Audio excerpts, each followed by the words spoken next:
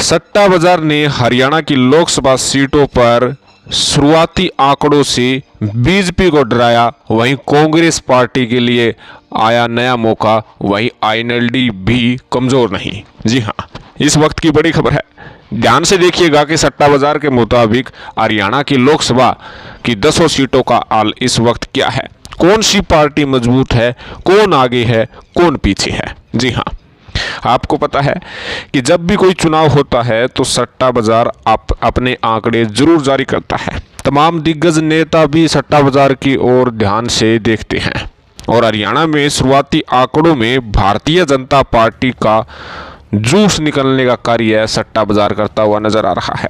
हरियाणा में टोटल 10 सीटें हैं।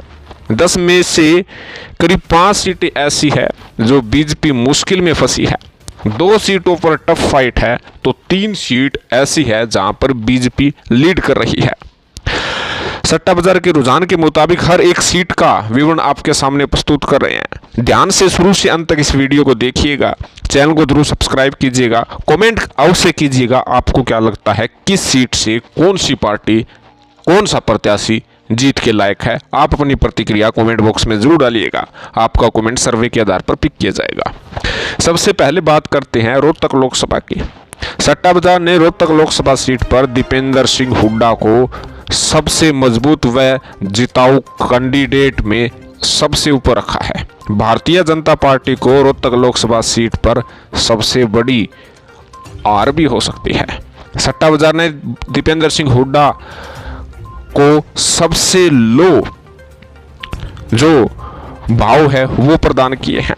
कहीं ना कहीं रोहतक लोकसभा सीट कांग्रेस पार्टी के लिए भी अहम है, दीपेंद्र के लिए भी अहम है और बीजेपी के लिए भी अहम है। भारतीय जनता पार्टी 10 की 10 लोकसभा सीटें जीतने का दावा जरूर कर रही है, लेकिन रोहतक लोकसभा सीट उनके लिए बहुत ज़्यादा सिरदर्दी भी पैदा कर रही है।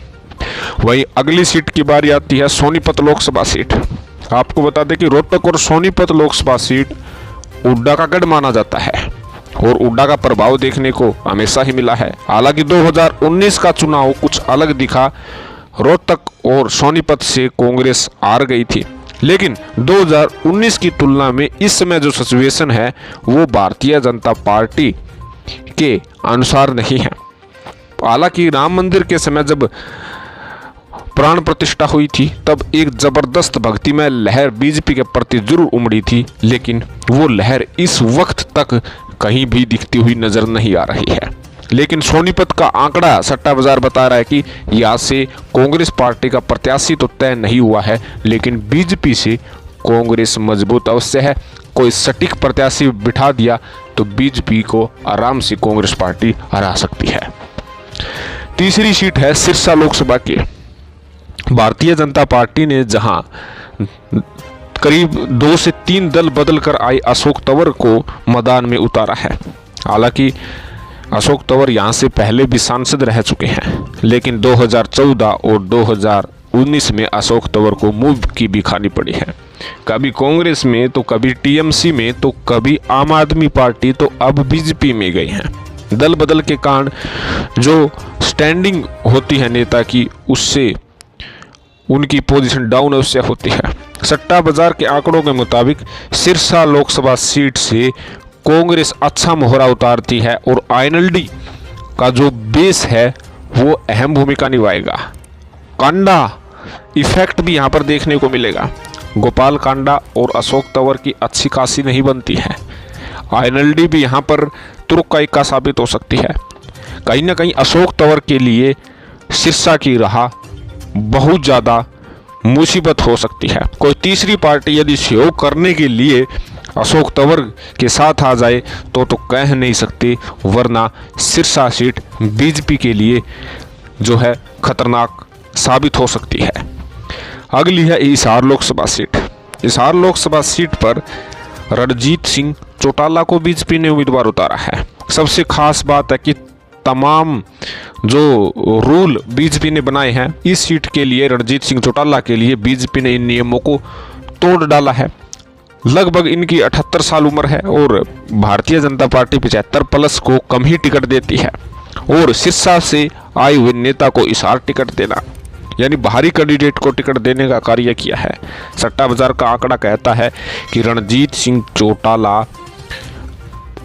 इस सिचुएशन में आ गए हैं कि कांग्रेस की सटीक रणनीति के चलते यहां पर उन्हें मुंह की भी खानी पड़ सकती है।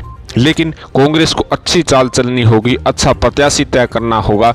और जो चौटाला फैमिली है, चाहे इनेलो हो चाहे जेजेपी हो, ये भी अहम भूमिका निभाएंगे और रणजीत सिंह चौटाला की मुसीबतें ये भी खड़ा करेंगे। कहीं ना कहीं रणजीत सिंह चौटाला जो बीजेपी के कैंडिडेट हैं, इस हार में बहुत ज़्यादा रहा कमज़ोर, उनकी होती हुई आंकड़ों में, सट्टा बाजार के आंकड़ों में दिखाया गया है। अगली सीट कुरुक्षेत्र लोकसभा सीट है। कुरुक्षेत्र के इस रण में जहां एक तरफ अभय सिंह चौटाला इनेलो से खड़े हैं, वहीं नवीन जिंदल बीजेपी से आ चुके हैं। कांग्रेस छोड़ी और बीजेपी का दामन थामा और टिकट मिल गई। दूसरी तरफ आम आदमी और कांग्रेस के गठबंधन के तहत सुशील गुप्ता मैदान में कूदे हैं, यानी दो वैश्य समाज से हैं और अभय सिंह चौटाला जाट कैंडिडेट हैं। यानी किसान और जाट वोट बैंक अभय सिंह चौटाला के लिए अच्छा मौका लेकर आए हैं। सट्टा बाजार का आंकड़ा कह रहा है कि अभय सिंह चौटाला इस वक्त कुरुक्षेत्र में मजबूत है, सबसे ज़्यादा मजबूत है। लेकिन उसके बिल्कुल पीछे पीछे नवीन जिंदल और सुशील गुप्ता दोनों समान है। कुरुक्षेत्र की सीट बड़े बड़े आंकड़े प्रस्तुत करेगी, बड़ा बड़ा बदलाव प्रस्तुत करेगी। अगर जेजेपी पार्टी की तरफ से दिग्विजय चौटाला या दुष्यंत चौटाला या उनकी फैमिली से कोई खड़ा हो जाता है तो साफ सा असर है कि अभय सिंह चौटाला के वोट ये काटने के लिए मैदान में कूदेंगे। अभय सिंह चौटाला पर सीधा इफेक्ट पड़ेगा, तब क्या जो है आंकड़े आते हैं, ये देखने वाली बात होगी। लेकिन आपको बता दें कि रोहतक, सोनीपत, सिरसा, हिसार और कुरुक्षेत्र में भारतीय जनता पार्टी को सट्टा बाजार के आंकड़ों के मुताबिक कड़ी चुनौती मिल रही है। सटीक प्रत्याशी, सटीक रणनीति के तहत यहां पर बीजेपी को हराया जा सकता है। दो अन्य ऐसी सीट है जहां पर टफ फाइट सट्टा बाजार के आंकड़ों के मुताबिक बताया गया है, जिसमें अंबाला लोकसभा सीट है। अंबाला से जहां बंतो कटारिया बीजेपी की तरफ से उम्मीदवार बनाया गया है। हालांकि शुरुआती प्रक्रिया में कांग्रेस की तरफ से शैलजा का नाम दिया जा रहा है कि शैलजा यहां से प्रत्याशी बन सकती है। बहुत ज़्यादा टफ फाइट है शैलजा और बंतो कटारिया के बीच, कुछ भी हो सकता है। बराबरी की टक्कर यहां पर सट्टा बाजार ने अपने आंकड़ों में दिखाया है। भिवानी महेंद्रगढ़ में भी टफ फाइट है। धर्मवीर सिंह जरूर 2 बार सांसद बन गए हों, लेकिन किसान आंदोलन और जाट वोट बैंक विशेषकर भिवानी महेंद्रगढ़ में भी है और अहिरवाल वोट बैंक भी अहम भूमिका अभी की बार निभाने जा रहे हैं। राव बहादुर सिंह के मैदान में कूदने से जो अहिरवाल वोट बैंक जो है विशेष तौर पर जेजेपी की तरफ से भी जा सकते हैं। और धर्मवीर और श्रुति चौधरी के बीच कांटे की टक्कर है। ये देखने वाली बात होगी कि किस प्रकार कैसे जो है बीजेपी आगे रणनीति तय करती है। यानी अंबाला और भिवानी महेंद्रगढ़ में टफ फाइट है। यानी लगभग 7 सीटों पर ऐसी आंकड़े सट्टा बाजार की तरफ से प्रस्तुत किए हैं कि अब की बार यहां पर मुकाबला रोचक होगा, एक तरफा नहीं है। लेकिन सट्टा बाजार के सटीक आंकड़े भी आने धीरे धीरे शुरू होंगे, क्योंकि अभी तक प्रत्याशी सभी पार्टियों के मैदान में नहीं कूदे हैं। बीजेपी ने ही 10 की 10 लोकसभा सीटों पर अपने प्रत्याशी का ऐलान किया है। प्रत्याशी अहम भूमिका निभाते हैं। कई प्रत्याशी ऐसे खड़े होते हैं कि दूसरी पार्टी को नुकसान कर देते हैं, तीसरी को फायदा हो जाता है।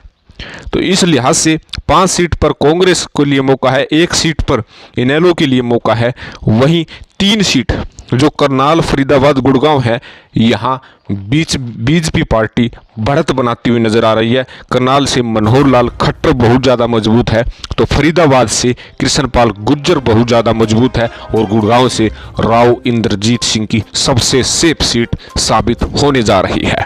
तो कहीं ना कहीं 5 सीट कांग्रेस और इनेलो के लिए, 2 सीट पर टफ फाइट और 3 सीट पर बीजेपी के लिए जो है सट्टा बाजार बढ़त बनाते हुए दिखा रहा है। तो आपका इस विषय में क्या कहना है? सट्टा बाजार के आंकड़े जैसे जैसे चुनाव नज़दीक आते जाएंगे वैसे फेरबदल होते जाएंगे, क्योंकि अभी तो शुरुआती है।